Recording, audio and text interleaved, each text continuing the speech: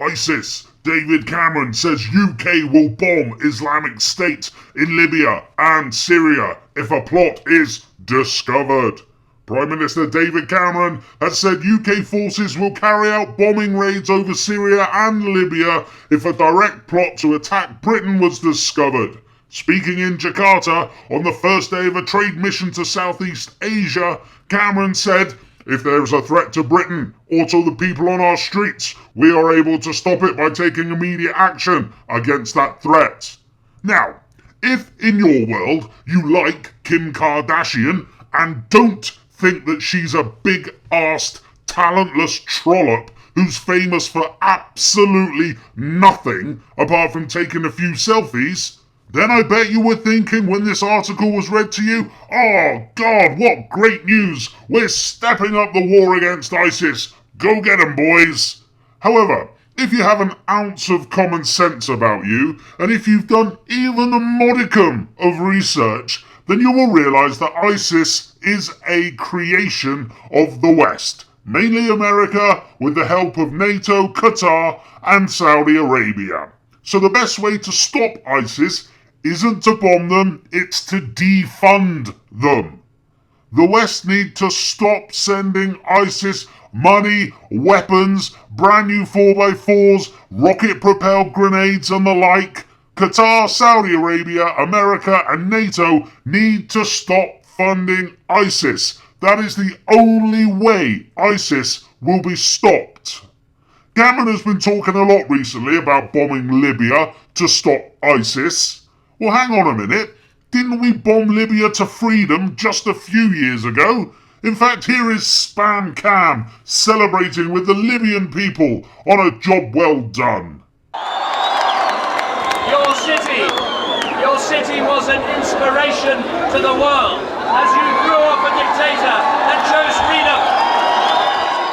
Some reports say, and not the reports that the lapdog do-as-you're-told media in the UK have published, but some reports say that in the Libya freedom bombing of 2011, the Allies, that's us by the way, we are apparently the good guys in this case, in case you weren't quite so sure. It's not so easy to discern nowadays, is it, who's the good guys and who's the bad guys? Anyway, some reports say that the Allies' freedom love bombs killed 60,000 innocent people during the 2011 bombing campaign. Not only did it kill tens of thousands of innocent people, but Libya has since been turned into a breeding ground for ISIS and has led to the state that it's in today.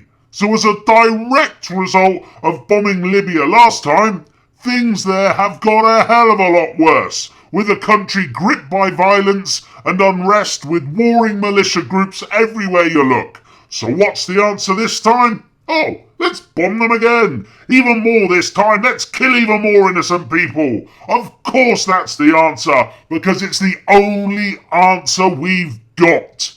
Our politicians are so stupid, so juvenile, but oh my God, they're so dangerous.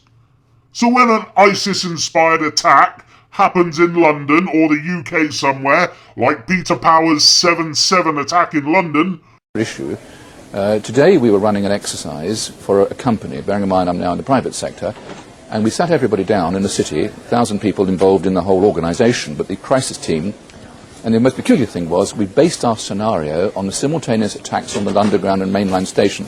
So we had to suddenly switch an exercise from fictional to real. And one of the first things is, get that bureau number. When you have a list of people missing, tell them. And it took a long time. Just to get this right, you were actually working today on an exercise that envisioned virtually this scenario. Almost precisely. remember that we have again been over there bombing the shit out of them and killing thousands of innocent people. And all because those innocent people have the audacity to get in the way of our bombs. Something else that has been highlighted recently in the wake of more UK slaughter in Libya pending, and that's the fact that the bombing and killing of 60,000 innocent people in Libya in 2011 cost the UK £325 million.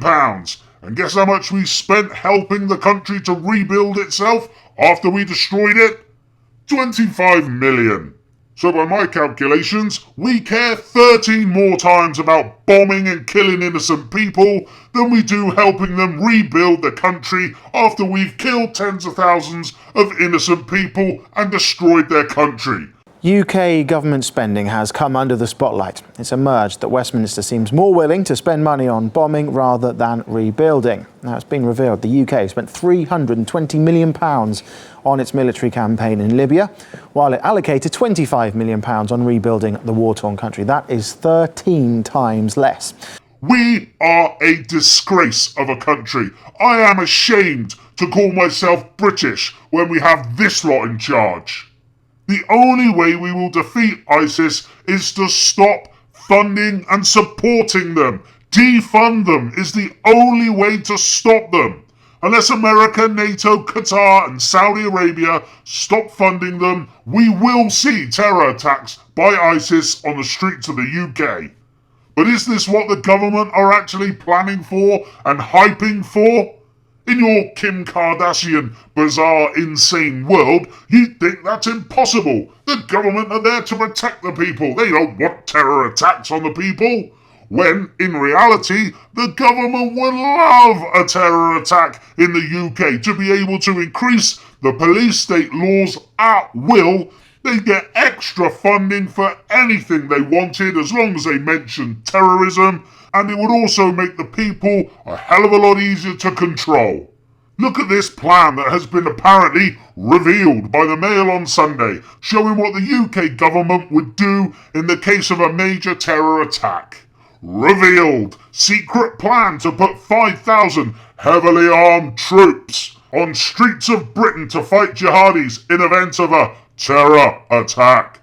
A top secret plan for the mass deployment of armed troops on the streets of Britain in the wake of a major terror attack can be revealed for the first time today.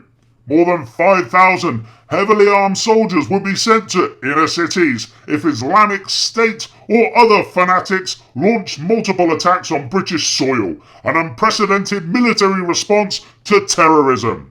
The plan, codenamed Operation Tempera, would see troops guard key targets alongside armed police officers, providing protective security against further attacks, while counter-terror experts and MI5, paedophile protecting MI5 officers, hunt down the plotters. Just have a think about those key targets. I wonder what they'd be. Probably the German Queen, I'm sure she'd be protected. But I guess second on the list, the Bank of England, then HSBC, then the Royal Bank of Scotland, then the City of London. I bet you they get protected over the people. What do you reckon, eh?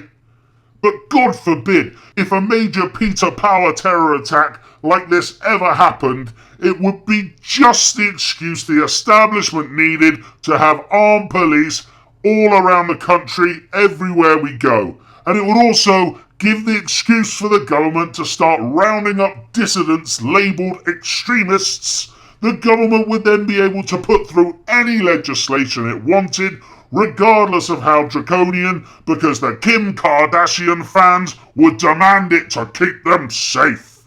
When the terror attack does happen, we need to expose the people who've allowed it to happen. Remember, always work out who benefits.